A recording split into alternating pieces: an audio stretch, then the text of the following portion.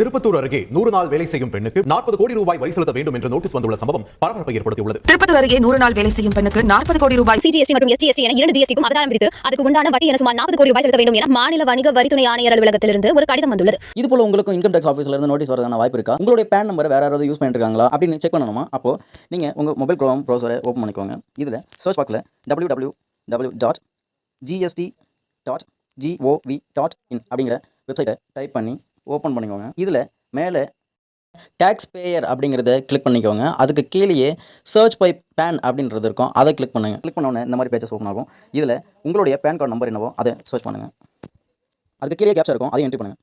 Search கொடுத்தீங்கன்னா கீழே result வரும். இந்த பேன் நம்பரோட இணைக்கப்பட்டுள்ள கம்பெனி அதில் நீங்கள் கட்ட வேண்டிய ஜிஎஸ்டி அப்படின்றது ஃபுல்லாக லிஸ்ட் அவுட் ஆகும். இதை வச்சு நீங்கள் வந்து எவ்வளோ ஜிஎஸ்டி கட்டணும் அப்படின்றத தெரிஞ்சுக்கலாம். அதே போல் உங்களுக்கு வந்து உங்கள் பேன் நம்பர் வந்து கரெக்டாக இருக்குது அப்படின்றது நீங்கள் இந்த மாதிரி வெரிஃபை பண்ணிக்கலாம். மேலும் நீங்கள் எந்த ஜிஎஸ்டியுமே கட்ட தேவையில்லை. மேலும் இந்த பேன் நம்பரோட எந்த விதமான கம்பெனியோ லிங்க் ஆகலை அப்படின்னும் பொழுதும் நோ ரெக்கார்ட்ஸ் ஃபவுண்டுன்னு ரிசல்ட் வரும்.